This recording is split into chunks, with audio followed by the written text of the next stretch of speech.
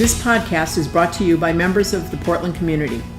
Welcome to This Is Us Portland podcast, our local community conversation. We are the host, Mary Pont, Director of Youth Services, and Allison Behnke, Outreach Coordinator. Our conversations will cover topics of interest and concern to all members of our community. We will be joined monthly by people who bring their voices of experience and knowledge to our roundtable. Topics of discussion will cover what deeply matters in our town of Portland.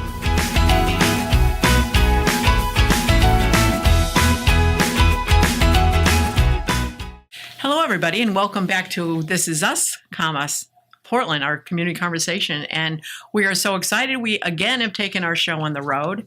We are today at Portland High School with some of our leaders in our school system, as well as some of our students. I'm Mary Pont. I'm the Director of Portland Youth Services, and I have Allison Behnke, who is my Outreach Coordinator, here with me today. Good morning.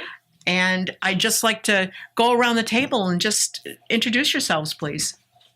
Want to start? Sure. Hi, Caitlyn Feldman. Yeah, that's it. And you're a student here? Yes, I am. Okay, Yeah. awesome.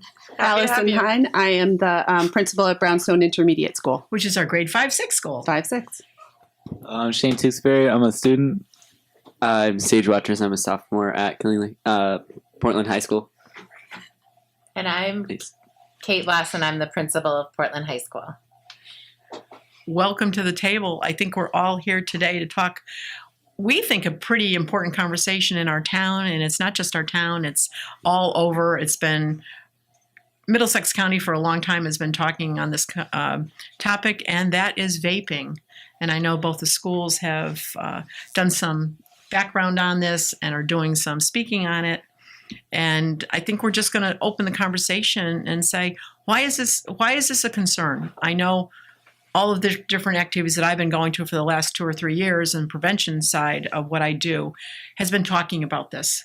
And now, unfortunately, it's hit. That prevention piece has really hit hard to our town and our students. And I'm not sure we have an answer to the dilemma, but I think we can at least talk about what's been going on.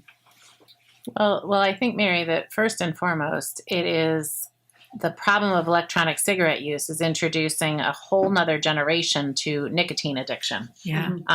That as I look back across my career in public education, the problem of cigarette use had seemed to be on the decline. It for definitely many has. years. Statistics have been saying that with our kids. And it was not cool. It was not acceptable. And now we seem to have a whole nother marketing plan headed, targeted towards kids with these e-cigarette devices. And the health risks, I think, are very unknown at this point, and the long-term health risks. And I think that's been something that some of the studies are just starting to look at that. And the one item in all of these is that nicotine. Mm-hmm. And that's the addictive piece for cigarettes. So you're just substituting one for the other. And I don't know that the reality strikes kids and or adults that they can say they're not smoking anymore or they've never smoked, but they're doing this, and it's just the same level. So why don't we? And I think that, with prevention, the perception of harm is so important. And I think that kids are being told that these are a safe device. They were marketed as a safe alternative to cigarettes. Yeah. And because we don't know all of the effects, but we are starting to know some of the effects, I think that that's a really big worry that that kids are seeing them as safe. And we need to make sure that they understand the health risks so that they're making informed decisions. I think one of the things I'm curious about is we have youth at the table, which is really exciting for me. And I really want to hear from you guys. We assume often as adults that there's a situation going on or any kind of behavior. We make assumptions about what is happening and why it's happening and who it's happening to and all of those things. So I want to hear from you. Just what your thoughts are. Is vaping is it in Portland? And is it seen as a problem or anything? Your basic thought on it without putting you on the spot, because I know that can be hard too. So yeah, vaping is definitely like a situation that's like common in schools, and I think the reason it's like happens so much in schools is because like whereas cigarettes creates smoke and sets off fire alarms and stuff, kids see it as vaping is smoke, but kids see it more as like it's just water Right. So It's a what's cool the thing. problem? It's a cool thing to be able to do. You don't And smell like, it. what are they going to get in trouble for? So I think it spreads so quickly because it's so easier to catch on to. It's easier to I mean, do. it's much harder to catch on to and harder to realize. Right, you're not smoking in the But- hallways yeah. with smoke. Yeah. Right. Right. I get Whereas it. like cigarettes leave a smell and like can set off alarms, and kids who vape, like, you can't tell if they were just doing it. Right. Do you feel? Oh, go ahead. Oh, sorry. Plus, Yeah. they have like the things like cigarettes. You need like to buy the packs every time, but like vapes, you can just like have the one thing that you can carry around, so it's like easier, I guess. Yeah, I feel like vapes are definitely more popular among kids because whereas like a cigarette, you keep buying them, and vapes, they can just keep replacing these little things. So it's like they're spending less money, but in the end, they're spending money on something they don't need. Right. Do you find, is it expensive for kids? Like not necessarily, but Okay. like it could get out of hand for some people that like buy like a pack a week. Mm-hmm. So it's like $20 you don't need.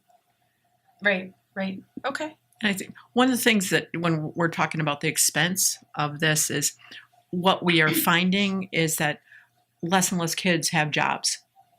And you're doing something that's going to cost you money in the end.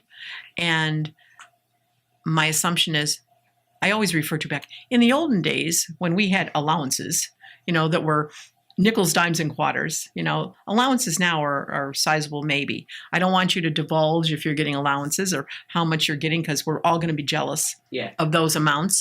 But is that something that you find that they're going to be using to? Yeah, like I'm a sophomore, so like I can't get a job yet. Yeah. And I mean, I don't vape, so I don't know. I don't have money like to get stuff, even if I did. But my assumption is like people who are We need to like, talk to your people parents. who can't work and stuff Right. are getting the money through parents or allowance, and like their parents Yeah. are unaware where the money's Unaware. going. Right. Yeah. Right. Just in the vein of talking to the youth at the table, do you guys have an idea about how dangerous it is, or any thoughts on that? I mean, I know that it can lead to like cancer, Okay. and I've heard like you can get ulcers and stuff. But Mm-hmm. I'm not like in depth. Like I don't know too much about it. Right. I feel like the addiction part is just very overlooked because like everyone, not like everyone, but like a lot of people do it and like they just keep doing it, but they're like, oh, I could stop anytime, but they don't realize they like become addicted to it till they like try to stop. So like it's very overlooked because it's just like this little thing. Yeah, I feel like up until now, kids weren't really like taught so much about nicotine and like the addictive chemicals in it. We were more taught on like harder drugs and alcohol abuse and substance abuse. So now like that nicotine is a big, huge problem. It's coming up more, and we're learning about it more as it's already happening, and people are already addicted. Right. One of the things that really always fascinates me just working with youth and understanding is brain science. And so we know as adults, and I don't know if you guys know, that your brains are growing until age 25. And so addiction really starts with these early gateway drugs, I guess. It's not a drug, but it's along those lines. And really, you're changing your brain chemistry. And I think that's something that we often, like as adults, many adults don't even know that your brain chemistry is changing, and your likelihood of addiction to other substances later in life is high. That's one thing that I always try to educate kids, but also adults, because adults don't always know that. Do you guys, I know both the principals in the room have either done a workshop on vaping, or I know you will be doing one. Do you have any thoughts on that? On just the addictive nature of it, brain science behind it? What message have you been trying to get across to parents and or teens? I think it is one of education, certainly different for parents than for kids. At the high school, before our open house, we did a parent program, and that website is still, that link to that program is still on our high school homepage. I think to the student's point, kids don't necessarily see addiction until it's too late. I don't know if the knowledge of how much nicotine is concentrated in these devices and how it's more than, a cigarette, how it's the nicotine equivalent of a pack of cigarettes over, in a pot of one little vial is a pack of cigarettes. And it lasts, to their point, it lasts longer, someone can use it longer. Right. And I think that students also don't realize, sort of the insidious nature of addiction, and I find that they often don't know what's if somebody gives them a vape, what's inside it necessarily, because I we're learning that not all vapes are created equal, Right. and some may contain marijuana oil or THC oil, and some may contain alcohol, which is very lethal if inhaled rather than ingested, and things like that, where the behavior gets riskier and people don't necessarily know what they're using. Right. What other chemicals are mixed in besides the nicotine? For parents, I think the education is really around what vapes look like. These weren't around when parents were kids, and also the prevalence. And for the community, I think it is where students or people who are under the age of 18 are buying them. Right. And that it is, just like cigarettes, illegal to sell them to minors. And they are trying to work on that law to raise that to 21. Mm-hmm.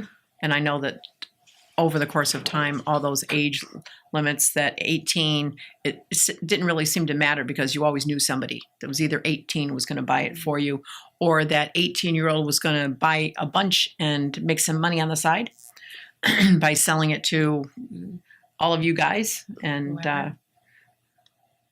Sage, you look like you have something to say.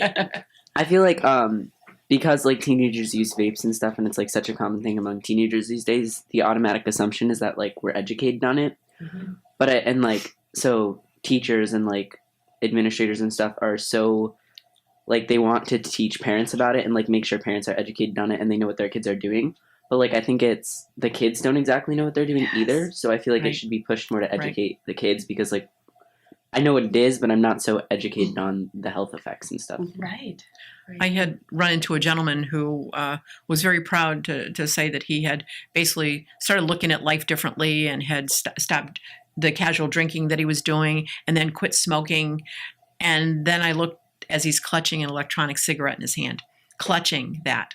And where he was going, it was around a swimming pool, where he was going, this was just recently. And I thought to myself, he feels that he has quit, but he hasn't really quit, because the addictive piece is still there. Mm. And I think that's one of those things that is still speaks to marketing, right? Yes, I mean, of course the it is. message that marketing tells people is that it is a good way to quit cigarettes, and it's a good way to control other addictions. Yeah, I feel like and that's what we're sold. Yeah, it's marketed as like it's a way to quit cigarettes, but I don't think it helps that much. I think it's more of a way to quit spending so much money on cigarettes than it is to quit smoking. And like you said, and to hide it, to do it publicly. Be able to do it. Yeah, it's so much easier to do publicly and stuff. So it's like, I don't think it helps people quit cigarettes. I think it helps people spend less money on cigarettes. That's a good point. Why don't we hear from our young lady who, as far as I'll say it, our female population, because I think that's changed over the course of time, that our young women in the world look at smoking differently than our guys do. So what do you think on that? Because I know that we're seeing that our young women are vaping as much as the guys, thinking that it's sort of a cool thing to do, but it doesn't look a name by any other name. You know, the smoke that you're emitting or vapor you're emitting is more attractive than it was. No, I feel like girls do it just as much as like guys do at this point. So like I don't really see a difference. And I think that's where I was going with it. We're not seeing a difference where in the past we might have seen a difference with smoking cigarettes. Yeah. That it was not that there was still not that going on in the girls' room or the gym locker rooms or behind the scenes where they didn't think the adult was watching, that there weren't girls that were smoking as well. But I think we found the levels of that a lot less than we found with the guys. But I think what we're seeing now, it's equal. Yeah, you know? I feel like the guys are more watched with it, so like the girls get away with it easier because they don't really like. That's really interesting. Yeah, like I feel like people don't pay as much attention because like they go and they do it, but they don't look as suspicious. It's crazy that like the guys are. It's more people suspect like boys and teenage guys to like vape more. Which, I mean, I think could be true. I really don't know the statistics. But I do know that, like, what I've heard is that girls get carded less. So it's easier for underage girls to buy them than it is for underage guys. Right. It's really interesting. Yeah, they do it just as much. They just, like, don't get seen as much. You know, Allison, you're going to be doing a presentation. And why did you feel the need? You've got grade 5, 6 school. Why did you feel the need that at that level? Yeah. And then we'll go back to our middle school, high school. Yeah. So the national trend data is telling us that kids are starting by 7th grade and 8th grade. It really starts to ramp up. So I think the most important time to hit parents and let them know, give them the information they need is now while they're in 5th and 6th grade. And to echo what Sage said, I think we also need to make sure that kids are educated. If we can do that at Brownstone where the kids are younger before they're even exposed to it, if they then enter those situations where they're offered vaping devices or, to try something, if we can empower them with the education before that, will allow them to make more informed decisions. So making sure we get information out about the health risks of vaping is really important. So tonight I'm actually meeting with parents, running some workshops to echo Kate. I'm bringing a bunch of devices for parents to see because I agree. I don't think parents even know what to look for, and they are pretty easy to hide now. Those different devices, and then we'll be talking through some of the trend data that we're seeing, Right. And also talking about some of the health risks. Absolutely. Can I ask the students, one more question? I'm really interested. We work a lot with youth and getting information out to you, and what's the best way to do that? And Sage, when you mentioned saying that you just feel like you're not educated, what would be the best way to educate, especially in the high school level? Because I think like 5th and 6th grade, that's the perfect time to prevent. But now that it's here, for me as a youth educator, what would you say to me?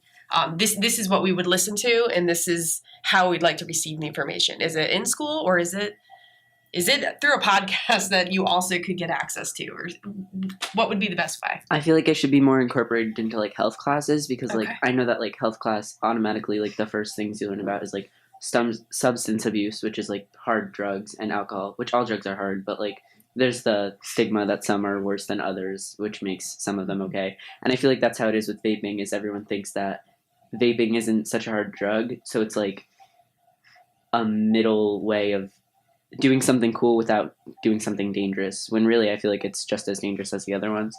But I feel like a lot of times the assumption is when something needs to be educated to kids fast is like an assembly, but I don't really think those work because I feel like it's quick and it's done and the message is supposed to get across, but it doesn't most of the time. And so I just feel like it should be incorporated into health classes more. I agree with you, and that's actually what we're working at the high school and the middle school and the Brownstone Elementary School to do. Good. Because I agree, an assembly is a great way to get a lot of information out quickly. It's not a great way to ask questions or to have it sink in, or to process it. Yeah. So that absolutely is an up and coming change in our health curriculum at the high school, along with working with our general education staff around, healthy choices and wellness, because I think that is a priority for a lot of kids. Right.